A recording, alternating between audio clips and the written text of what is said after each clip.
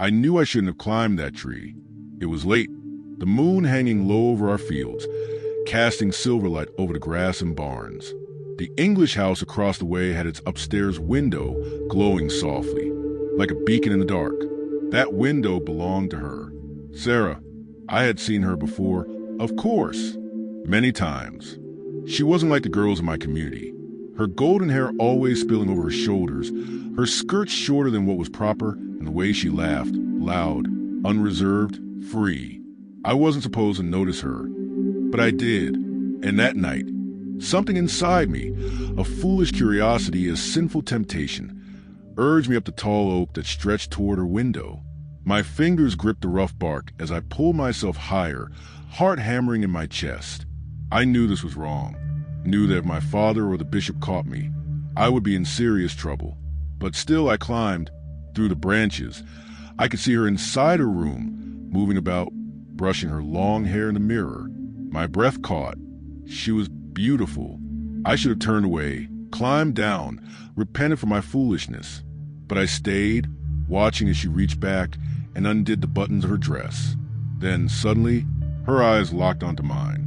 A scream tore through the night air, sharp and panicked. I flinched, my foot slipping.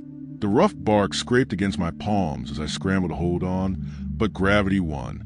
My body pitched backward, and for a brief moment, I felt weightless. Then, pain. I crashed onto my back. The wind knocked out of me. Stars exploded in my vision. My limbs sprawled in the dewy grass. Oh my gosh! Are you okay? Her voice. My head swam as I blinked up at the figure standing over me. The moon backlit her, a golden halo around her head. I struggled to breathe, my ribs aching, shame burning hotter than any pain. She knelt beside me. Hey, can you hear me? I managed to groan. What were you doing up there? She asked, amusement creeping into her voice. I swallowed hard. I could lie. Say I was hunting raccoons. Say I got lost. Say anything. But the truth was written all over my guilty face. I had been watching her. I had sinned, and I had fallen, both literally and spiritually, for the girl I was never supposed to love. I should have never seen her again. After that night, I expected to be consumed by guilt. I expected to confess my sin, to feel the weight of shame pressing me into the earth. And for a while I did, but then I saw her again. It was a few days later, and I was working the field behind our house, guiding the plow while the horses trudged forward. The rhythm of the work should have kept my thoughts pure, my heart focused. But instead, I found myself glancing toward the English house across the way. And there she was. Sarah stood near the fence, leaning against the wooden posts, her arms crossed as she watched me. When she noticed me looking, she smirked. Hey, peeping Tom, she called. Heat rose to my face, and I nearly tripped over my own feet. I gritted my teeth, pretending not to hear, but my heart pounded. I know you can hear me. Farm boy, she teased, her voice playful. I hesitated, glancing around to make sure no one was watching, then slowly made my way toward the fence. As I got closer, I could see her face more clearly. Blue eyes full of mischief, golden hair loose around her shoulders. Jacob, right? She asked. I nodded stiffly, feeling like a fool. She grinned. So, do you always spy on girls, or was I just special? I exhaled sharply, my stomach twisting. I wasn't spying, I muttered. I was just...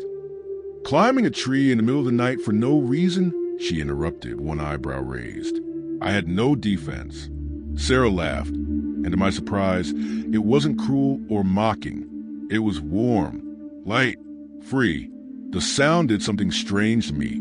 It unraveled something inside, something I hadn't even realized was wound so tight. You're not very good at lying, she said, tilting her head. I don't lie. I shot back, my voice sharper than intended. She lifted her hands in surrender. All right. So what were you doing up there?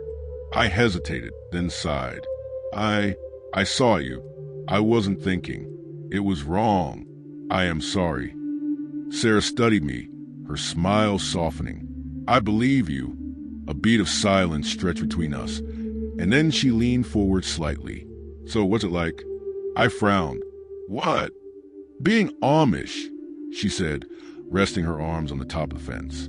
You know, the simple life. I shifted uncomfortably. It is peaceful. She wrinkled her nose.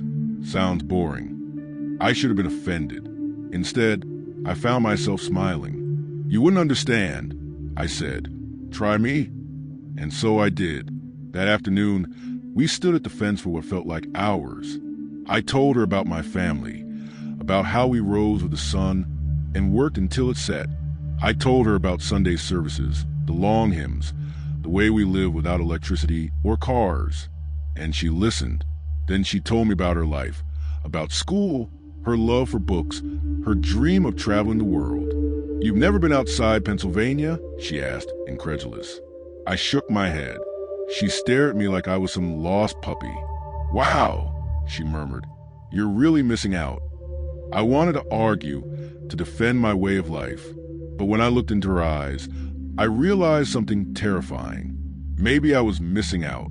And maybe, just maybe, Sarah was meant to show me the world I never knew I wanted. I tried to stay away from Sarah. Truly I did. After that day at the fence, I told myself it was the last time I would speak to her. She was English and I was Amish. Two worlds that were never meant to mix. But the more I tried to avoid her, the more I found myself drawn to her. She would show up near the fields when I worked, waving at me with that playful grin. She would ride her bicycle down the dirt path near our barn, pretending it was just a coincidence when we crossed paths. And at night, when I lay in bed, I found myself thinking about her laughter, her wild spirit, the way she made my world feel bigger than it had ever been. One evening, as I was hitching horses after a long day's work, I heard footsteps crunching on the gravel behind me. Did you fall out of any trees today? I turned, and there she was, Sarah, standing just outside the barn, her arms folded, that teasing smile playing at her lips. I sighed. You shouldn't be here. She shrugged. I wanted to see you. Those words nearly knocked the breath from my chest. She took a step closer. Why you always look so scared when you talk to me? Because this is wrong, I whispered. Sarah tilted her head. Says who? Says my family. My faith. I swallowed hard. You and I, we are not supposed to be anything. For a moment, she was quiet, studying me with those piercing blue eyes. Then, to my surprise, she softened. Do you really believe that? I wanted to say yes, but I couldn't. Instead, I whispered, I don't know anymore. And that was the truth. Before Sarah, I had never questioned the life I was born into. I had never imagined a world beyond our community, never dreamed of anything more than the quiet, simple life my parents had planned for me. But Sarah made me wonder. She reached out, her fingers brushing against mine. The touch was barely there, but it sent a shiver through me. I think, she said softly, you're allowed to want something different. I didn't know what to say. My heart was at war, duty and desire clashing in a battle I wasn't prepared to fight. But when I looked at her, really looked at her, I knew one thing for certain. I wanted Sarah, and I was willing to risk everything to be with her. It wasn't long before my parents found out. Whispers had started in the community. People had seen me talking to Sarah too often, lingering too long near the fence line. My eyes always searching for her. In our world, such things didn't go unnoticed. One evening, after supper, my father called me into barn. Jacob, he said, his voice firm, his arms crossed over his chest. Is it true? Are you seeing the English girl? I hesitated too long. My mother, standing nearby, sucked in a breath. My father's face darkened. I have spoken with Bishop Stoltzfus, he continued. If you do not end this now, you will be shunned. Shunned. The word hit me like a stone to the chest. It meant losing everything, my family, my home, my community. It meant being cast out, treated as if I were dead to them. But it also meant losing Sarah. I swallowed hard, my heart pounding. I love her. My mother gasped. My father's jaw tightened.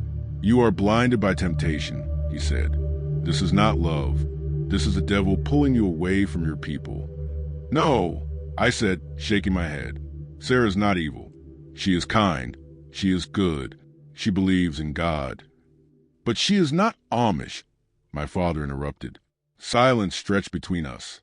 She will never live our life, Jacob, he said, his voice softer now, almost pleading. She will never understand our ways. He was right. Sarah had made that clear. She admired parts of my world, but she had no desire to give up her own. She loved her books, her freedom, her dreams that stretched far beyond this small town. But I loved her, and I couldn't let her go. I am sorry, I said, my voice breaking. I will not leave her. For the first time in my life, I saw my father's eyes shine with unshed tears. Then you are no longer welcome here. My mother turned away, covering her face with her apron, her shoulders shaking. My father stood tall, his expression carved from stone. I waited for them to change their minds, for my mother to turn back, for my father to soften just a little. But they didn't. And so, with nothing but the clothes on my back, I left. I left my home, my family, my community. But as I walked toward the English world, toward Sarah, I knew I was walking toward love, toward the life I chose. Leaving my family behind was the hardest thing I had ever done.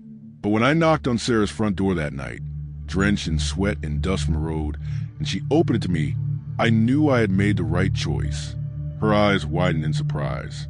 Jacob? I swallowed the lump in my throat. They told me to leave. For a moment, she just stared at me, as if trying to make sense of what I was saying. Then, before I could say anything else, she stepped forward and wrapped her arms around me. I let out a shaky breath, burying my face into her shoulder. I'm so sorry, she whispered. I shook my head. Don't be. I had lost my family, but I had gained her. Sarah's parents took me in. Her father was wary at first, not fully understanding what it meant for me to leave behind the Amish life. But he saw that I was willing to work, that I had good hands for farming. He put me to work alongside him, and in time he grew to respect me. Sarah's mother treated me with kindness, though I often caught her watching me with a worried expression, as if she wasn't sure I would last in this world. But I did. Life was different here, louder, faster, full of things I had never known before. Electricity humming in every room, machines for everything, strange foods and modern conveniences that made my head spin. I held on to the simple skills I had learned in my Amish life, working with my hands, mending fences, tending to the crops on Sarah's family farm. It grounded me in a world that sometimes felt overwhelming. And through it all, Sarah was there. She stood by me, taught me, laughed with me when I struggled to adjust. And when the nights were quiet, when the stars stretched across the sky, she would take my hand and whisper, I'm glad you stayed. In time, I saved enough money to buy a small piece of land nearby. We built a life together, simple but full of love. And then one day, I knelt before Sarah, my hand shaking, and asked her to be my wife. Tears filled her eyes as she said yes. We were married in a small country church, with her parents and a few close friends. No Amish family attended, of course, but as I looked into Sarah's eyes that day, I knew I had found my home in her. We were husband and wife, and soon we would be more. Sarah's belly grew round with new life, and with every passing day, I felt the weight of fatherhood pressing on me. It was a joy I never imagined, a love I had yet to hold in my arms, but already felt deep in my soul. One afternoon, as Sarah and I walked the marketplace picking out baby clothes, I felt an unmistakable presence, one I hadn't sensed in months. I turned, my breath catching. My mother. She stood near the entrance, her hands clasped in front of her, her bonnet framing her familiar face. She looked different, tired, thinner, as if carrying a burden too heavy to bear. Sarah followed my gaze and whispered, Jacob, is that... Yes, I murmured. Sarah reached for my hand, squeezing it gently, but I was already moving. Ma'am, I said hesitantly, stepping toward her. Tears filled her eyes. Jacob, her voice trembled. I saw you. I had to come. Her gaze flickered to Sarah, lingering on the swell of her stomach. You are to be a father. I nodded. Yes. She swallowed hard. I cannot stay away. I had to see you. To see? She hesitated, then reached out the slightest bit. May I? Sarah, still holding my hand, stepped closer and smiled. Of course. My mother's hands, rough and familiar, gently pressed against Sarah's belly. Her breath hitched as she felt the baby's movement. "Oh," she whispered, tears spilling down her cheeks. A new life. A moment of silence passed between us, thick with unspoken words. "I miss you," I finally said. She looked up at me, sorrow in her eyes. And I knew she was risking a great deal by coming here. My father would never allow it if he knew. As if hearing my thoughts, she whispered, "He does not know." I told him I was visiting a sick cousin. She glanced over her shoulder as if afraid someone would recognize her. He would not understand. I clenched my jaw. Will he ever? She lowered her gaze. "I do not know." Sarah, ever gentle, touched my mother's hand. "You can visit any time," she said softly. My mother wiped her eyes, nodding, "I will come when I can." And she did. In secret, in quiet moments when no one was watching, she visited. Sometimes she came with fresh bread, sometimes just to sit with Sarah and talk about the baby. She never stayed long, always looking over her shoulder. But she came, and then one day, she wasn't alone. It was late autumn when my mother arrived unexpectedly, her eyes filled with urgency. Sarah was resting, her belly heavy with our child, and I had just finished repairing a fence post when I saw her standing near the barn. But this time, she was not alone. Behind her, stiff and uncomfortable, stood my father. I froze, my hands tightening around the wooden beam I had been carrying. My heart pounded. I had dreamed of this moment for months, but I never truly believed it would come. Sarah must have sensed something because she stepped out onto the porch, wiping her hands on her apron. When she saw them, she hesitated before offering a warm smile. "Would you like to come inside?" My mother nodded eagerly, but my father, he just stood there, his lips pressed into a thin line. I swallowed hard and stepped forward. "Dade," I said carefully. His sharp blue eyes met mine. They were searching, guarded, but not as cold as I remembered. He let out a slow breath. "Jacob." That was all he said. For a moment, none of us moved. The tension was thick, the unspoken words between us too many to count. Then my mother placed a gentle hand on his arm. "Come," she urged. "You need to see." With slow, deliberate steps, my father followed her inside. The house was warm, filled with the scent of freshly baked bread. I had built this home with my own hands, and yet, in my father's presence, I suddenly felt like a boy again, waiting for his approval, dreading his disappointment. Sarah eased herself into a chair, her hand instinctively resting on her belly. My mother sat beside her, fussing over her like she was already her own daughter. And then my father, he did something I never expected. He looked at Sarah. He looked at the roundness of her stomach, at the life growing inside of her. His lips parted slightly, as if he wanted to speak, but didn't know how. And then, hesitantly, he reached out, his weathered hand, calloused from years of labor, hovered just above Sarah's belly before he finally let it rest there. The baby kicked. My father inhaled sharply. I saw something shift in his eyes, something I had never seen before, a softening, a breaking. My mother wiped away silent tears. Sarah watched him carefully, offering only kindness. And my father, after a long, heavy pause, whispered, "A grandchild." His voice cracked. Sarah smiled. "Would you like to know the name we've chosen?" He swallowed and nodded. She looked at me first, as if asking for permission, and I gave her a small nod. "Elias," she said. "Elias Jacob Miller." A shuddering breath escaped my father's lips. He blinked rapidly, as if trying to hold back the emotion threatening to spill over. For the first time in my life, I saw my father cry. He turned to me, his voice barely above a whisper. He stopped himself, struggling to find the words. Finally, he just nodded, a deep, understanding nod. "Thank you." That was the moment I knew. He would never fully approve of my choice. He would never completely accept my leaving, but he would not turn his back on me any longer. And for now, that was enough. A few weeks later, on a crisp winter morning, our son was born. Elias Jacob Miller came into the world with a strong cry. His tiny fist curled as if already ready to take on the world. The moment I held him in my arms, a wave of emotions crashed over me: love, fear, awe. He was so small, yet he held a piece of my soul I never knew existed. Sarah, exhausted but glowing, reached for my hand and squeezed it. "He's perfect," she whispered. I nodded, unable to speak past the lump in my throat. Word traveled quickly, even to the Amish community. I had expected my mother to come visit. She had been slipping away more often, finding excuses to bring fresh bread or quilts for the baby's room. But I hadn't expected my father to come again.